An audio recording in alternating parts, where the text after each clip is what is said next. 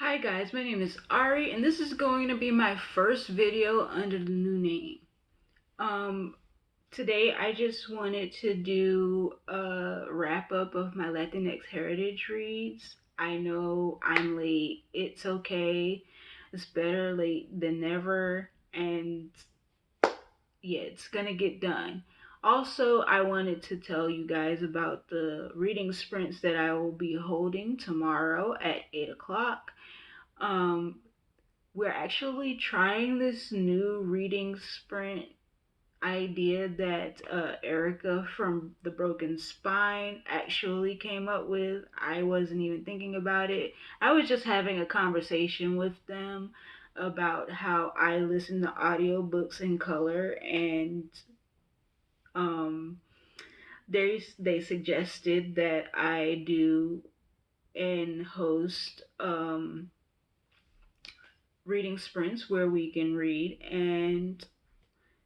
audiobooks and color. So I will be doing that tomorrow at 8 o'clock Eastern Standard Time, and that's going to be. I feel like it's going to be fun. I think it's going to be different. No one else is doing sprints that way. And I really am looking forward to whoever shows up to color and read. I'm good. So, we'll see. Anyway, so I just wanted to go ahead and just do a little bit of a recap, wrap up, slash whatever this is. It might sound like the ramblings of a crazy person, but bear with me. I will try my best not to make this video too long. So, of course, y'all already knew this if you watched my Latinx Heritage Month um updates. I did two of them during the month of during that month, so I um kind of already have covered some of these books. So I just want to show you what all I've read and basically just, you know, let you know exactly what went on.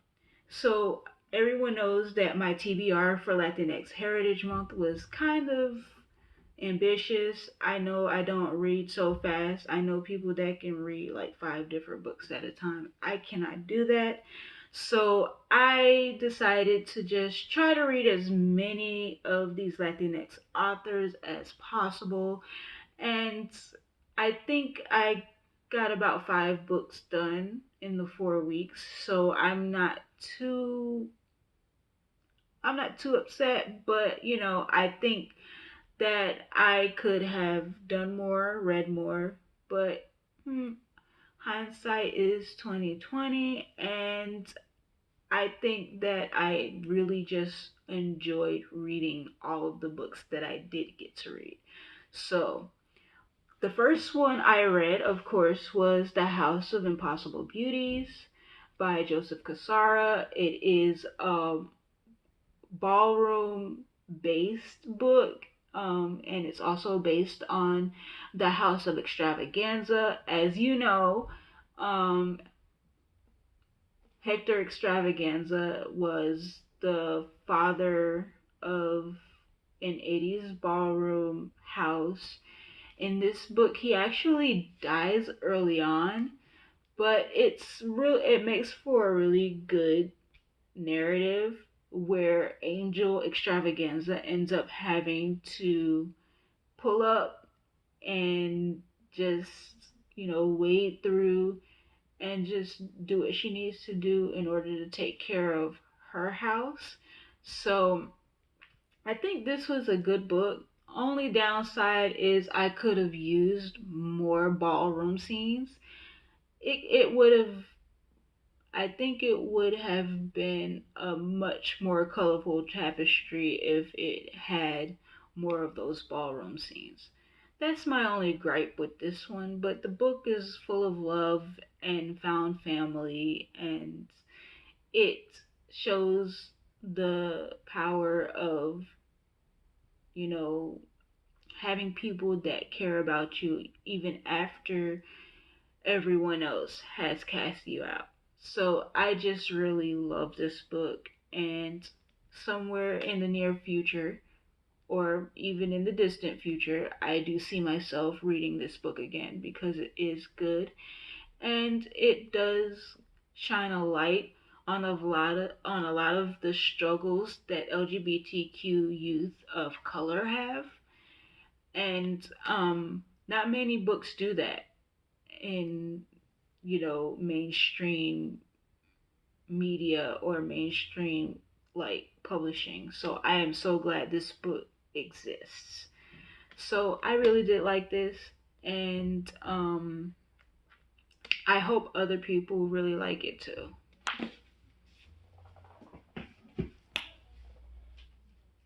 Next, I read Lobizona.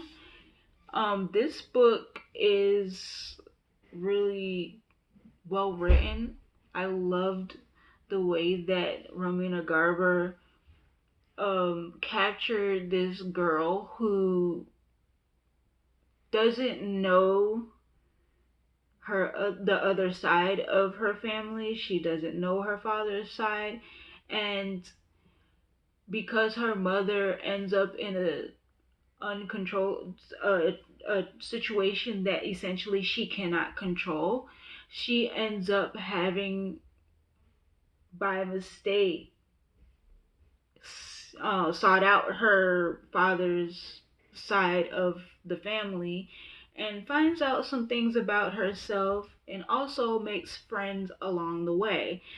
I really enjoy the fact that she was able to build this found family for herself, and also was able to um, figure out who she was and what she was in a way that helped her, because you know in this narrative, she's literally illegal in so many senses of the word. She's illegal as a septimus person. She as a septimus. She's illegal as uh in as in immigration, undocumented immigrant. She, in every sense of the word, she's always been told that she's illegal or something that should not exist. And then she goes to a place where she finally feels she is able to exist and able to, you know, figure out who she is, and also feel like she belongs. And it just shows how quickly that can be ripped away as well. So I was really, really, oh my goodness. I told Romina, I literally like on Twitter tweeted her and was like, you have no right to make me feel this way. No right. And she kind of laughed at me and was like, let me know how you feel after you're finished with the book. And yeah, once I got to the end of the book, I was just like, oh my gosh, I cannot wait for the second book. But I do love this book so much. I did not realize I was going to like it so much. And thank you, Romina Garber, for being a good sport at me fussing at with me fussing at you about making me feel all the things. So I love this book. All right. I think I'm gonna do. Yeah, let's do this one. Mexican Gothic. I actually did an in-depth um review of this book. I am. I was. I don't know how to, articulate this. I was reading the book and I loved the premise. She goes to, help her cousin, and the cousin is like in kind of dire straits, sends them a letter, and her father panics and sends her to check up on her. What ensues afterwards, it was just like, oh my goodness, I am partially disgusted and confused and horrified at the same time, and I don't know if I want to continue with this book. I literally got to a point in this book where I was just gonna literally just put it down and not think about it ever again. But then I was just like, you know what? I am like 67% done with this book, and I really need to finish it. I loved the story. The book disgusted me and horrified me enough to be like, oh my goodness, this book is going to have an amazing ending. It has to. I get to the end and I'm like, yo, no, she didn't. Noemi is gonna forever be in my heart just because she was a G. Like, she was not about to accept the fact that this house was about to keep her prisoner. She was like, that ain't happening. And I really commend her for figuring out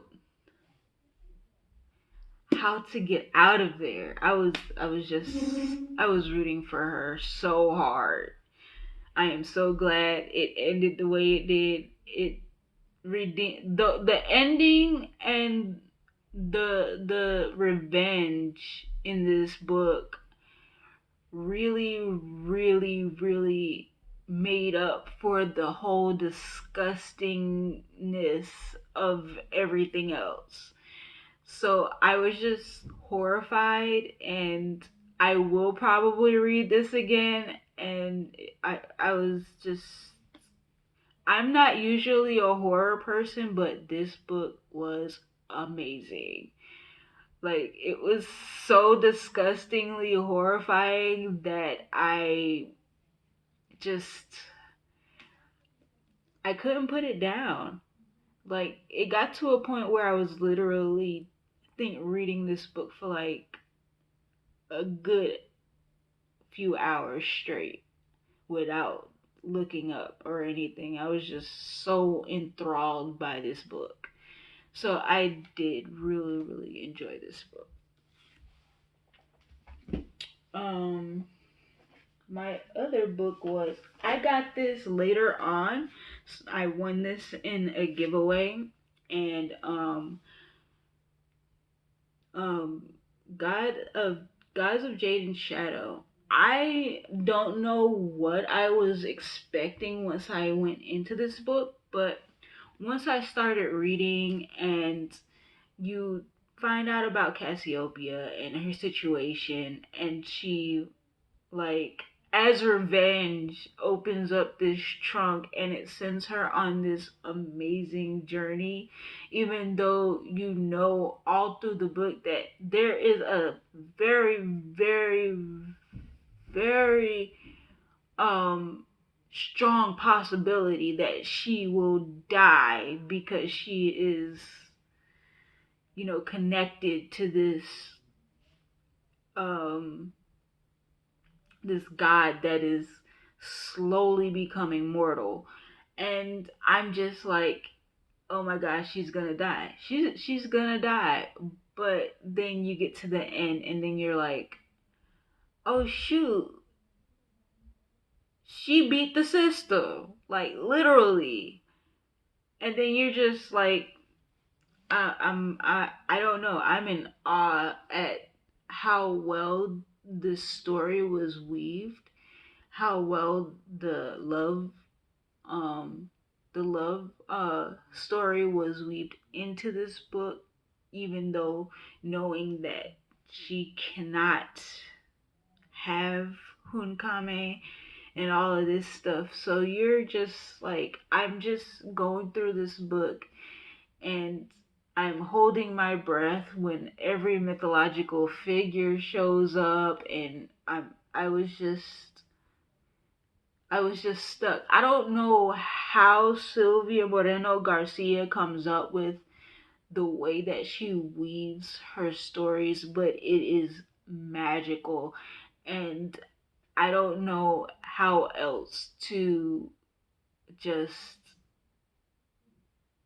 describe how great her storytelling is. I don't know what type of it's got to be in the water or in the food that I don't know. It's just, oh my gosh, I love this book. I will probably read it about four more times before my life is done. I completely and utterly just was stunned by this book. And I was just upset at myself for not knowing this book existed.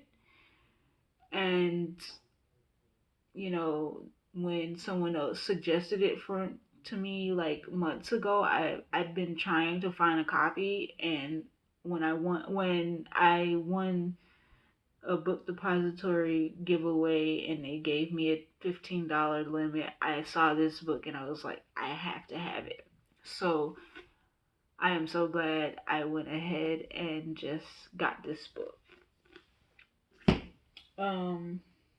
All right, I'm gonna go to Shadow Shapers. I read this book. It's called Shadow Shapers. It's by let me see, hold on. It's loading. I can't remember what his name is. Uh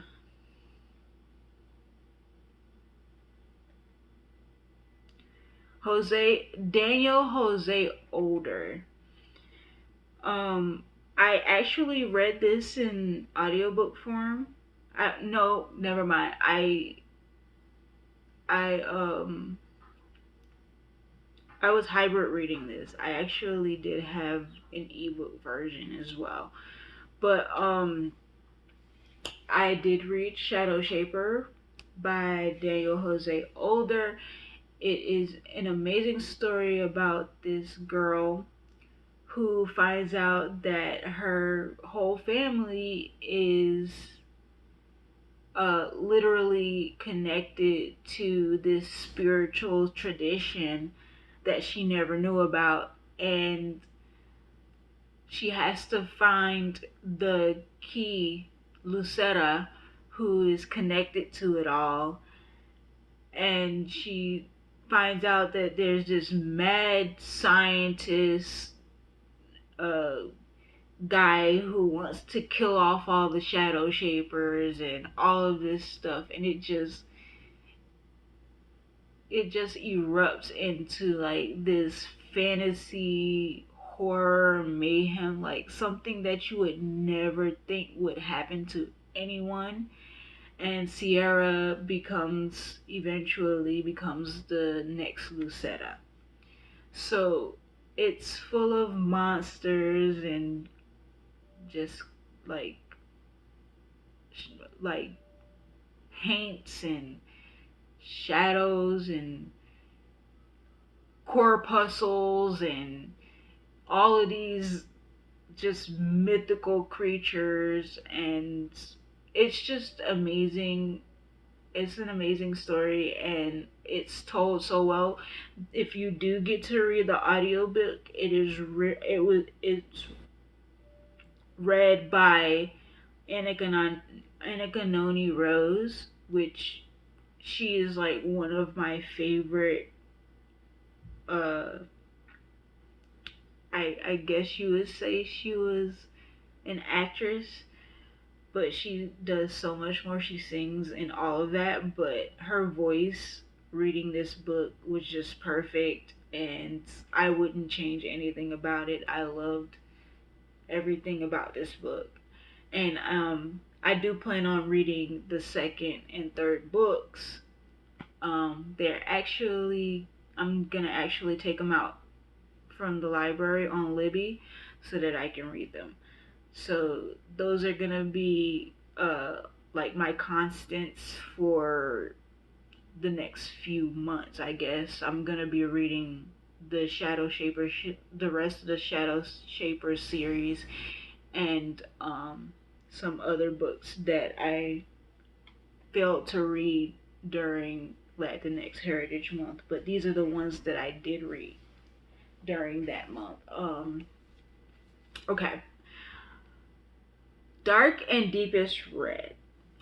What can I say about this book? I definitely think that it started off a little bit slow, but once you get into it and you figure out that all of everything is connected, the myth, the historic significance of it all, and the reason why Rosella ends up, you know, catching this dancing fever and all of this stuff, it all ends up being a culmination of the things that they're suppressing.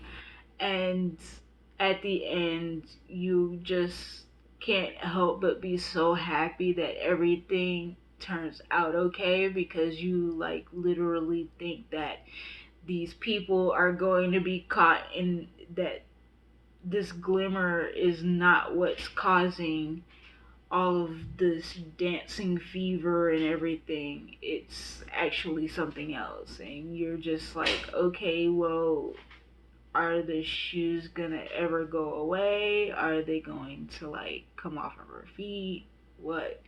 So it's just everything that is involved in this book.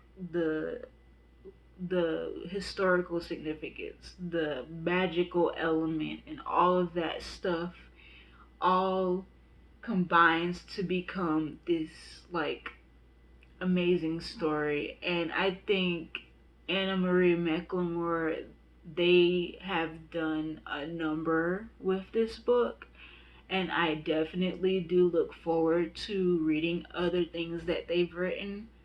I just need to get a hold of them. But as far as this book is concerned, it's just super queer. Like, you have a gay couple, you have a lesbian couple, you have the um, ancestor of Emil, who actually is dating a trans boy in 1518. And it also exposes a lot of the, you know, struggles that people of the LGBTQ community struggled with back then. So I really do enjoy every element of this book, and I hope that other people will enjoy this book as well. I totally, totally do. I, with all of my heart, recommend this book. It is definitely a kind of a spooky read. I would call it a spooky read because of the terror element of it. It actually does kind of fit like this soft horror genre, I guess. So I would definitely put this on my list for like Halloweeny type of read. So I really enjoyed it. I hope that other people do too. Um, those were the books that I read for Latinx Heritage Month. And I really enjoyed all of them. And I think that is the goal, is to really get into and read and enjoy Latinx authors and books that you know, mirror our culture, you know, as a Latinx person and a Latinx, you know, booktuber. I just loved that it gave me the opportunity to explore more of those authors and more of those themes. So I am honestly just very grateful that people are actually really into reading Latinx authors. I hope that people read them throughout the year, not just during Latinx Heritage Month, but hopefully that just becomes a thing, just something that we all can enjoy is Latinx authors and Latinx books that have our themes and cultures and traditions in those books within those pages. So I really enjoyed my first Latinx Heritage Month experience, a part of the book Twitter and book um, community. I think um, I think Paola, she really, really did not have to put her faith in me and letting me host my first panel. I've literally been on YouTube for what, 4 months now, not even, and I'm already hosting panels and book and reading sprints and things like that. So I really, really thank Paola. She did not have to do everything that she has done for me. I was not expecting to be so involved this early. So I really do thank her, and I hope that everybody goes ahead and um, looks at the Being Latinx online video. I hope y'all go ahead and watch it. It's about an hour and 30 minutes long. And I hope y'all enjoy that. So, to everyone in every time zone, every universe, every realm, I hope you all have a good one. Y'all be easy. Enjoy your reading for the rest of this year. I hope you guys just have fun with it. Enjoy what you read. And I'm going to be over here enjoying what I read as well. So, y'all have a good one. Peace.